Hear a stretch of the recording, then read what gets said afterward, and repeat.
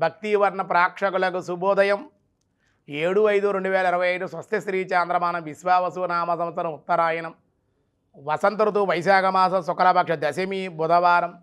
దశమి మధ్యాహ్నం 12:38 వరకు, ఉబ్బా నక్షత్రం రాత్రి 8:21 వరకు, వర్జం తెల్లవారుజామున 6:04 నుండి 5:20 వరకు, దుర్ముహూర్తాలు ఉదయం 11:30 నుండి 12:21 వరకు, సూర్యోదయం 5:31, సూర్యాస్తమయం 6:17, అమృత గడియలు మధ్యాహ్నం 1:35 నుండి 3:16 వరకు, రాహుకాలం మధ్యాహ్నం 12 నుండి 1:30 వరకు రాహుకాలం, శుభ సమయం ఉదయం 6 నుండి 8 వరకు కూడా శుభకాలం, మధ్యాహ్నం 3 నుండి 4:30 వరకు శుభకాలం, వ్యాఘాతం రాత్రి 2:39, గరంజి మధ్యాహ్నం 12:39, వని రాత్రి 1:10. దశమి బుధవారం కాబట్టి మధ్యాహ్నం వరకు కూడా అన్ని కార్యాలకి ఈరోజు అనుకూలం. రేపే ఏకాదశి. దినారంభ చక్రంలో ఈరోజు ముందుగా మేషరాశి వారికి ఈ వారం శుభకార్యానుకూలత, బంధుమిత్రుల సందర్శనం, దేవాలయ దర్శనాలు. వృషభ రాశి వారికి అనవసర భయాలు, వృధా ప్రయాణాలు, ధన వ్యయము, ఆకస్మిక ప్రయాణాలు, ఉద్యోగంలో మార్పులు.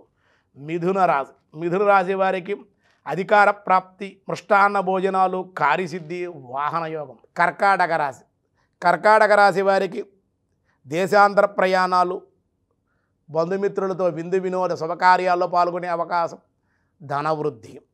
సింహరాశి కుటుంబ సమస్యలు, వృత్తియందు ఒత్తిడి, అనవసరపు ఖర్చులు. కన్యారాశి వారికి మృష్టాన్న భోజనాలు, కార్యసిద్ధి, బంధుమిత్రుల యొక్క కలయిక. తులారాశి కీర్తి లాభాలు, సంఘంలో గౌరవము, ధనలాభం. వృశ్చిక రాశి అధికార ప్రాప్తి, అనారోగ్య సమస్యలు తీరుట, ఆరోగ్యం కుదుటపడుట, ప్రయాణాలు, బంధుమిత్రులతో ఆదరణ ఉండే అవకాశం. ధనుర్రాశి వారికి శుభకార్యాల వల్ల లాభం, మిత్రులు బంధువుల యొక్క సహాయ సహకారాలు, సామాన్యమైనటువంటి కొన్ని విషయాల్లో మానసిక అశాంతికి గురి అవ్వడం, చిన్న విషయాలకే గురి అయ్యే అవకాశం. మకర రాశి వారి భోజన సౌఖ్యం, విశేష ఆరోగ్య లాభం, ధనలాభం. కుంభరాశి వారికి వ్యాపార సమస్యలు, కోర్టు విషయాల్లో కొన్ని ఇబ్బందులు, చర్చలు, ఇతరుల విషయాల్లో జోక్యం చేసుకోకుండా ఉంటే ఈరోజు అనుకూలం.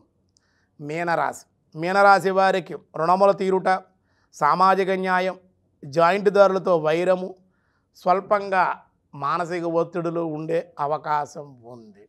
వ్యాసాయ విష్ణవే. ఈరోజు విష్ణు సహస్రనామాలు 423వ నామం దక్ష. ఓం దక్షాయ నమః. విశ్వం యొక్క సృష్టి స్థితిలయులను మరియు సర్వకార్యాలను మిక్కిలి దక్షతగా, ప్రజ్ఞతో, ప్రతిభతో, ప్రభావాలతో నిర్వహించేటువంటి వాడు కనుక దక్షాయ నమః.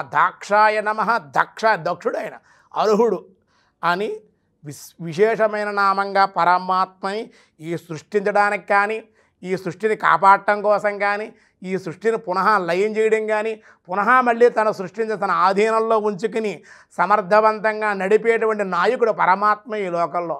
అటువంటి పరమాత్మ నారాయణుడికి దక్షాయ నమః అని పిలిచారండి. స్వస్తి.